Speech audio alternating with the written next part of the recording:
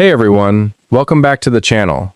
Before we dive in, if you're new here, hit subscribe, because today's story is one you don't want to miss. Let's get into it. Chapter 1, Milo's Pov, the coffee, the kids, and the kings who left. I found out I was carrying twins the same week I got rejected by all 7 alpha kings of Texas. Funny how the universe likes to kick you while you're already on the ground. That was 4 years ago. Now I'm Milo Vance, 26, single Omega dad, and the guy who makes your oat milk latte a little too aggressively if you're rude about it. Milo, Table 6 needs a refill, and Table 6 is also flirting with you, my coworker Danny said, sliding past me with a tray. Table 6 can flirt with the espresso machine, I muttered, but I was already smiling. Sarcasm was armor. I'd gotten good at wearing it.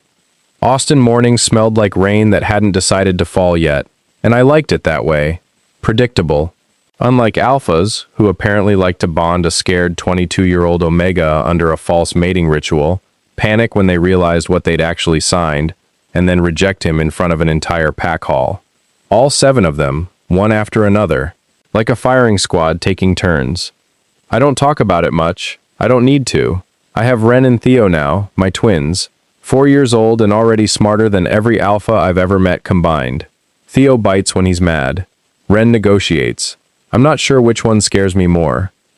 Daddy, Theo says he's a king, Ren announced that morning, dragging his backpack across the kitchen floor like it owed him money. Theo is many things. A king is not one of them. I poured cereal like my life depended on precision measurement. It kind of did. Everything about my life depended on control, ever since I found out what I could do. I didn't ask for the power. Nobody warned me Omegas could inherit something like this, something buried so deep in bloodlines that most packs pretended it was myth. I feel what people feel before they know they're feeling it. Grief before the tears come, rage before the fists close, guilt before the apology forms. It's how I knew, the night they rejected me, that none of them actually wanted to. That's the part that still keeps me up some nights. Not the rejection itself. The fact that underneath all that ice and command, I felt something raw and terrified in every single one of them. 7 alpha kings, supposedly the strongest men in the state, and what I felt from them wasn't hatred. It was fear. I never figured out what they were so afraid of. I grabbed my sons, my go bag, and whatever dignity I had left, and I ran before I could ask. Milo, Danny's voice cut through the memory, sharp and urgent. You need to see this. She'd turned the little TV behind the counter toward me, volume low, captions scrolling. Breaking. 7 Alpha Kingdoms announce unified search for lost bloodline heirs. My stomach dropped straight through the floor. The photo on screen wasn't recent. It was from 4 years ago. It was me, mid-pregnancy, caught on a security camera outside a hospital I'd sworn no one would ever trace back to me. Danny looked at me, confused. Isn't that... I have to go pick up my kids, I said, already untying my apron, already shaking. Because if they'd found that photo, they were close.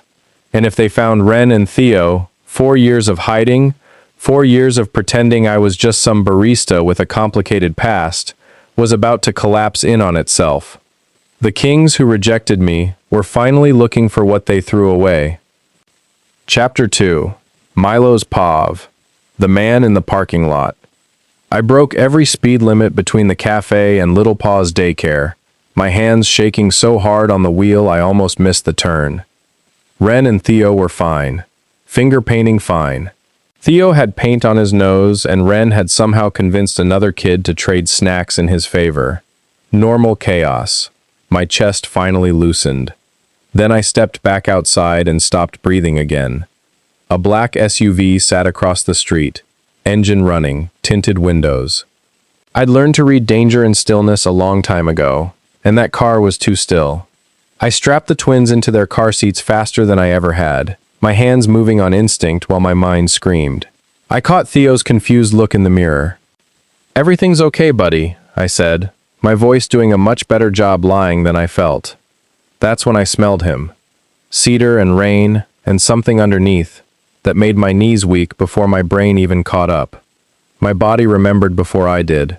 4 years, and 1 cent still hit me like a freight train. I turned around slowly, one hand braced on the car door. He was standing at the edge of the parking lot in a charcoal coat that cost more than my rent, and for one long second, neither of us moved. Asher Cole, king of the Austin pack, the one who'd looked the most broken that night, the one whose grief I'd felt so loud I almost forgave him on the spot before he opened his mouth and rejected me anyway. Milo. His voice cracked on my name like he hadn't used it in years. You need to leave. I positioned myself between him and the car. Right now. I'm not here to hurt you. His hands were open at his sides, non-threatening, but his eyes were on the car seats behind me, and something raw and stunned moved across his face. Are those? Don't. My voice shook. Don't you dare. He took one step closer, and I felt it. That same wave of guilt I'd felt from him 4 years ago. Except now, it had grown teeth. It had grown 4 years of something festering underneath it. I looked for you, he said quietly. Every single week. I need you to know that. You rejected me in front of your entire pack. My hands curled into fists. You don't get to stand there and tell me about your feelings. I know, he swallowed hard. I know what it looked like. It looked like exactly what it was. It wasn't. His jaw tightened, something desperate breaking through the composed king exterior. Milo, I need 10 minutes. Just 10 minutes. And then, if you still want me gone, I'm gone. Behind me, Theo banged his little fist against the window, yelling something about being hungry, completely unaware his entire world was about to tilt sideways. I looked at Asher, this man who had once been my whole heart and then my whole wound, and felt the truth radiating off him like heat off asphalt in July. He wasn't lying. Whatever else he wasn't lying. You have 10 minutes, I said. And if you so much as look wrong at my sons, I will end you myself. Something that almost looked like a smile ghosted across his mouth, gone as fast as it came. Understood, Your Majesty, he said softly, and for one absurd second I almost laughed. Then his phone buzzed. He glanced at it, and every ounce of color drained from his face. We need to go now, he said. They found the house. Chapter 3. Asher's Pove. The king who never stopped looking. 4 years ago, I stood in a pack hall and destroyed the only good thing that had ever happened to me, and I did it with my mouth full of words I didn't believe. I still remember the sound Milo made. Not a scream. Something quieter and worse, like the air leaving a body all at once. I'm telling you this because you need to understand what kind of man I am before you decide whether to hate me. I am the kind of man who let 7 old voices in a council room convince me that love was a liability. I am the kind of man who spent 4 years hunting for the Omega I rejected, not to reclaim him, but to make sure he was safe from what I knew was coming. They found the house, I told him, watching the address populate on my phone. My chest went cold. Not my council, not the other kings. Marcus. Marcus Thorne had been the pack's senior advisor since before I was born, the man who'd whispered rejection into my ear like scripture, who'd told all 7 of us the same story about bloodline threats and prophecy and duty. I'd believed him because I was 24, and terrified and desperate for someone to tell me what to do with feelings too big for my chest. I hadn't questioned him in 4 years, not once. Until 3 months ago, when I found the real prophecy text buried in an archive Marcus thought no one could access, and it said nothing close to what he'd told us. Get in the car, I said to Milo. Please. He looked at me like I'd asked him to jump off a bridge. Give me one reason. Because Marcus Thorne has known where you were for 6 months, I said, and he's the reason we rejected you in the first place. Not prophecy, not duty. Him. Milo's face went white. I felt the shift in him, disbelief curdling into something sharper. You're going to have to do a lot better than that, he said. But he was already moving toward my car, twins on his hips, some old instinct in him, choosing to trust the danger he knew over the one he didn't. I drove. My hands were steady on the wheel even though nothing inside me was steady at all. Why now? Milo asked from the back seat, voice tight, protective. Why does he suddenly care after 4 years? I glanced at him in the mirror. At the two small faces buckled in beside him, wide-eyed, silent, sensing the tension the way children always do. Because your sons aren't just heirs, I said quietly. They're the only two people alive who can break the binding Marcus has held, over all 7 kingdoms for 30 years. Milo went very still. He doesn't want to protect the thrones from your bloodline, I said. He wants your children's blood to seize them. Chapter 4. Milo's Pov. What I never told the other 6. I took the back roads out of the city, checking my mirrors every few seconds. Milo had gone quiet, one arm slung protectively over both car seats even though the twins were secured well enough. You could have told me all this 4 years ago, he finally said, voice low so the boys wouldn't catch the edge in it, instead of standing there and rejecting me in front of 200 pack members. I didn't know 4 years ago. My knuckles whitened on the wheel. Marcus fed us a story about a prophecy, said your bloodline would fracture the kingdoms if the bond completed. He made it sound like protecting you meant letting you go. And you just believed him. I was young and scared, and I trusted the man who raised me since I was 8 years old. The words tasted bitter coming out. That doesn't make it right. I know that. Milo didn't answer. I felt his silence like a physical weight, heavier than any argument. The other 6, he said eventually, do they know what you know now? 2 of them do, Gideon and Callum. We've been quietly digging for months, trying to find enough proof before Marcus realized we were onto him. I exhaled hard. We ran out of time. Clearly.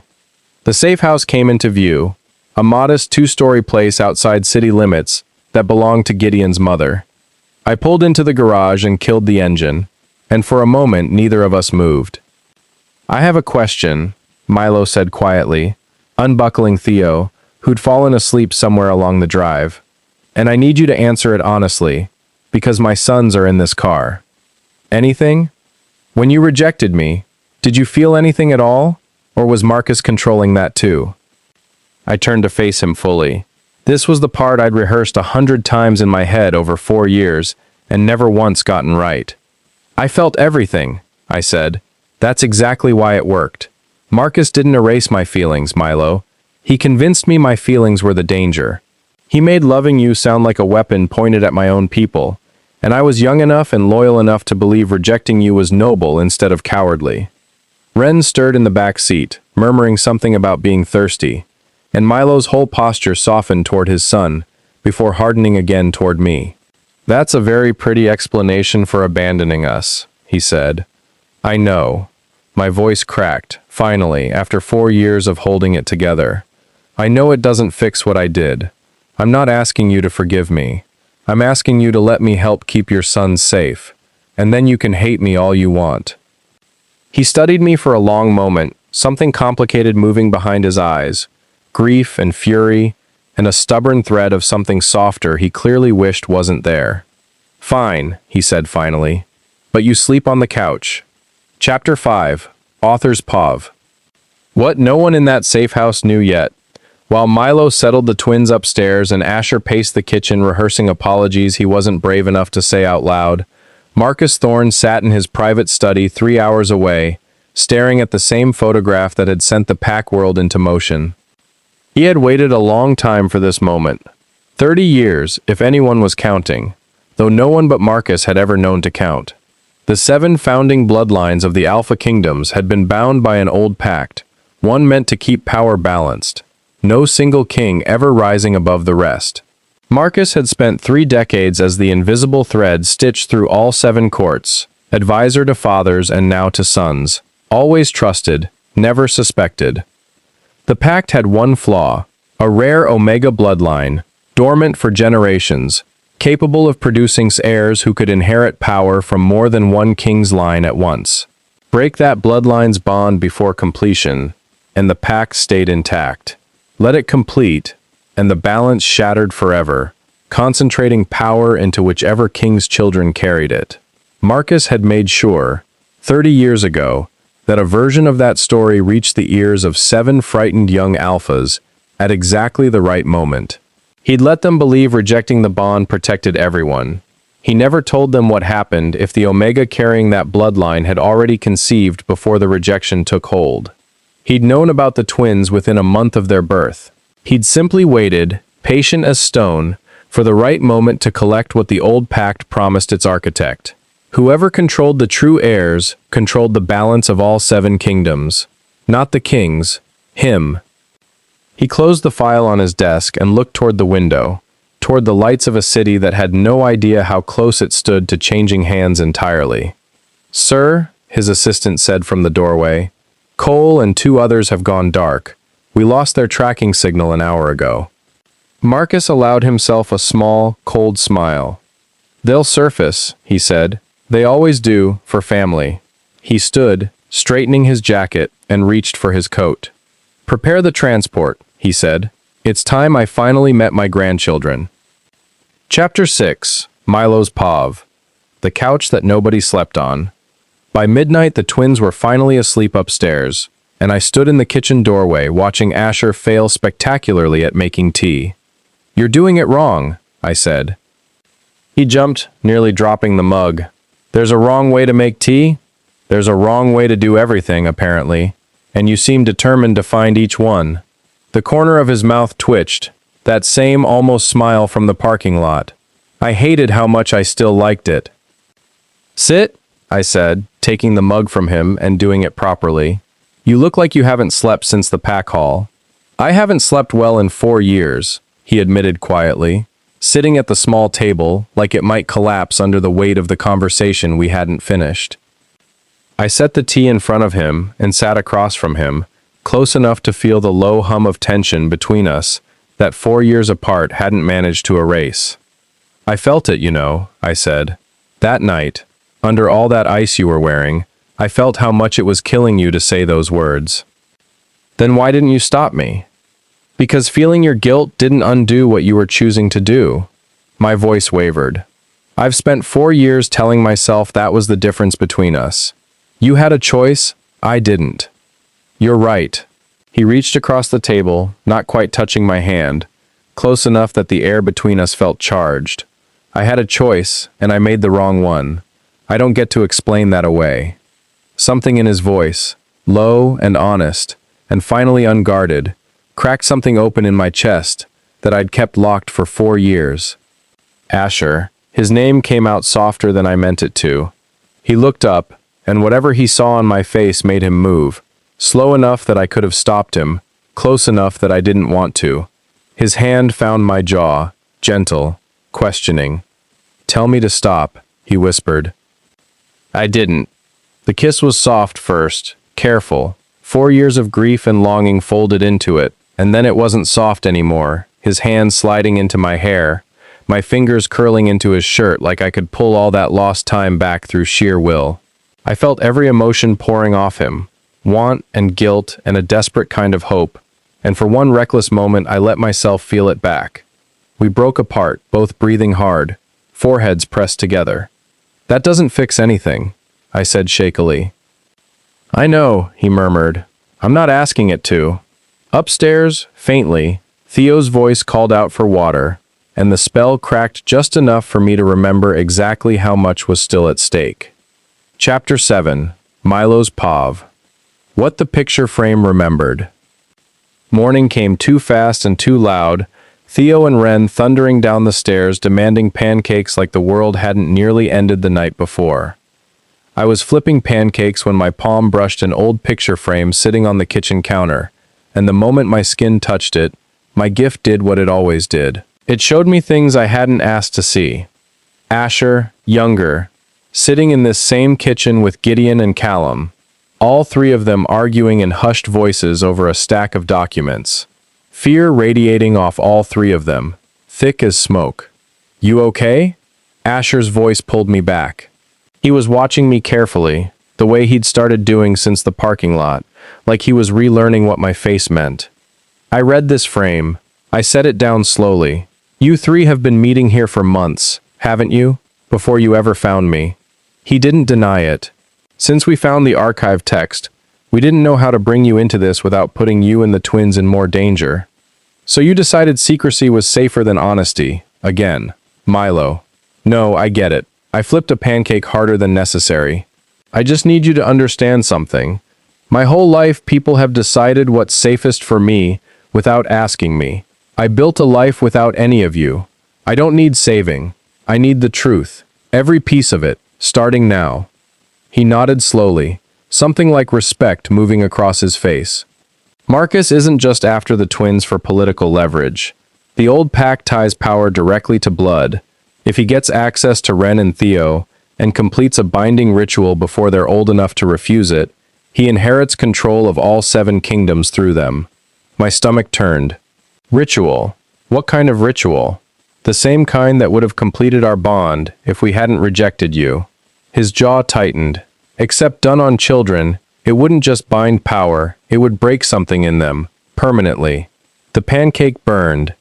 I didn't notice until the smoke alarm went off, and Ren shrieked with laughter while Theo covered his ears dramatically. And for one absurd second, the horror of what Asher just told me lived right next to my sons giggling at burnt pancakes. That was my life now. Apparently it always would be. "We stop him," I said, turning off the stove, my voice steadier than I felt. "Together. All 7 of you, and me, and whatever this thing is I can do." Asher looked at me like I'd handed him something he thought he'd lost forever. "Together," he agreed. Outside, a car door slammed. Through the window, I saw Gideon and Callum jogging up the driveway, faces grim. "He's coming," Gideon called out. "Marcus knows where we are." Chapter 8. Asher Pove, the king who chose a side. Marcus arrived alone, which should have felt like relief, and instead felt like a trap. He stood at the end of the driveway in his usual gray coat, hands folded, looking every bit like the calm advisor I'd trusted my whole life, instead of the man who'd spent 30 years grooming 7 kingdoms toward his own throne. "Asher," he said my name, like nothing had changed. "You've caused quite a mess. You lied to us." My voice came out rougher than I intended. Behind me, I heard the front door open, Milo stepping out with the twins safely tucked behind him, protected by Gideon and Callum on either side. "I protected the balance," Marcus said. "Everything I did was to keep 7 kingdoms from tearing each other apart." "You did it to keep yourself in power," Callum snapped. 30 years of choosing our fear over our happiness, and you call that protection." Marcus's calm cracked, just slightly, at the edges. "You have no idea what I sacrificed to hold this pact together. We know exactly what you sacrificed." My voice shook with fury I'd buried for years. "You sacrificed us. All 7 of us, and the man I loved, and 4 years of his life he'll never get back, so that you could sit in your study waiting for the day you could collect his children like property." Marcus's eyes flicked past me, to Milo, to the twins peeking out from behind Gideon's leg. "They're not just children," he said quietly. "They're the key to a balance that's held for generations. They're my sons." Milo's voice cut through the yard, steady and furious. I felt the shift in the air the moment he stepped forward, something ancient and powerful rising off him, his gift no longer subtle, but a visible pulse of pressure that made even Marcus take a step back. "And you will never touch them." Marcus studied him for a long moment, calculating, and then, unexpectedly, he laughed, quiet and bitter. 30 years, he murmured, and I'm undone by an Omega barista and his empathy trick. "It's not a trick." Milo's eyes blazed.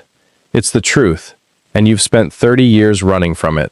I moved then, stepping between Marcus and my family, and for the first time in 4 years, I felt something settle inside my chest, clean and certain. "You're done here," I said.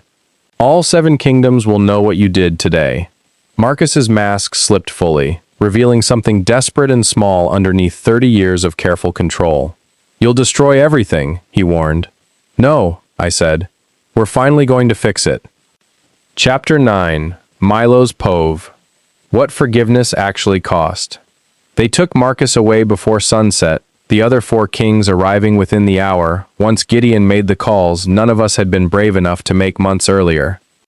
By the time the yard emptied out, I was exhausted in a way that had nothing to do with sleep. Ren and Theo were finally down for a nap, worn out from a day too big for 4-year-olds to fully understand, and I sat on the back porch steps with my knees pulled to my chest, watching the sun bleed orange over the fence line. Asher sat down beside me, careful, like he wasn't sure he'd earned the space. You didn't have to defend me the way you did, I said. Back there. Yes, I did. He looked at his hands. I've spent 4 years being a coward, Milo. Today felt like the first honest thing I've done since I was 24. I studied his profile in the fading light. That familiar ache in my chest that had never fully gone away no matter how hard I'd tried to bury it. I'm not going to pretend the last 4 years didn't happen, I said quietly.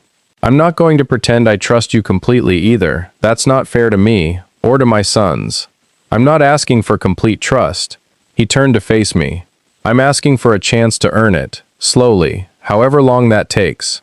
That's a big ask from a king. You're the only throne I've ever actually wanted, he said, and the rawness in his voice took my breath clean out of my chest. I felt everything in him in that moment, no gift required. Just plain human honesty sitting right there in the open between us. Fear of losing me again. Guilt that hadn't fully healed. And underneath all of it, something steady and patient that hadn't existed in him 4 years ago. Okay, I said softly. Okay? Okay, we try. Slowly. On my terms. I held up a finger before he could get too hopeful. And you still sleep on the couch for at least another month. That almost smile broke fully across his face this time, warm and real, the first one I'd seen that reached his eyes. I can live with that, he said. He didn't kiss me again, not yet, just reached over and laced his fingers loosely through mine, patient in a way that felt like an apology all its own. Behind us through the screen door, I heard Theo mumble something about pancakes in his sleep, and despite everything, I laughed, quiet and real, for the first time in longer than I could remember. 4 years of running had finally led somewhere worth staying. Epilogue. What they call home now. 1 year later, our backyard in Austin was loud with the sound of 5-year-old chaos, Theo narrating his own imaginary kingdom, while Ren negotiated snack terms with Gideon's youngest niece, like a tiny lawyer in training. I stood at the grill, badly overcooking burgers while Asher tried, and failed again, to correct my technique. You've had a year to learn this, I said. You're still terrible at it. I'm terrible at grilling, he said, wrapping an arm around my waist, resting his chin on my shoulder. I've gotten considerably better at everything else. He wasn't wrong. It hadn't been easy, the last year. Trust rebuilt slow and deliberate. Therapy sessions neither of us skipped. The 6 other kings rebuilding a pact based on honesty instead of fear. Marcus's name a quiet warning, passed down through pack history now, instead of a hidden threat. I still felt everything, that gift of mine sharper now that I wasn't hiding it out of fear. I felt Asher's steady contentment standing behind me. I felt my son's pure, uncomplicated joy chasing each other across the grass. I felt, for the first time in 5 years, the absence of any dread waiting underneath the good moments. Daddy, look! Ren came sprinting over, holding up a crown made of dandelions, clearly the spoils of his negotiation. I'm a king now too. Course you are, buddy. I crouched down to let him place it crookedly on my head instead. But so am I, apparently, so you'll have to share the throne. Theo tackled into my side a second later, breathless and grass-stained, and Asher crouched to catch him before he knocked me over, lifting him easily onto his shoulders while Theo shrieked with delight. Watching them together, this alpha king who'd once rejected me in front of 200 witnesses, now covered in dandelion pollen and pure devotion, I felt something settle fully into place inside my chest. Marry me, Asher said later that evening, once the yard had emptied and the twins were finally blessedly asleep. He wasn't kneeling, wasn't dramatic about it, just sitting beside me on the porch steps where this had all started to heal, ring resting simply in his open palm. Slow terms, I reminded him, though my eyes were already stinging. The slowest, he agreed. I'll wait as long as you need. I just want you to know I'm not going anywhere while you decide. I looked at him for a long moment, feeling everything he wasn't saying out loud, patient and certain, and finally, fully mine. Ask me again in the morning, I said, smiling. I have a feeling I'll say yes. He laughed, pulling me close, and somewhere upstairs, one of the twins mumbled something about kings in his sleep. We were still, After everything, exactly that.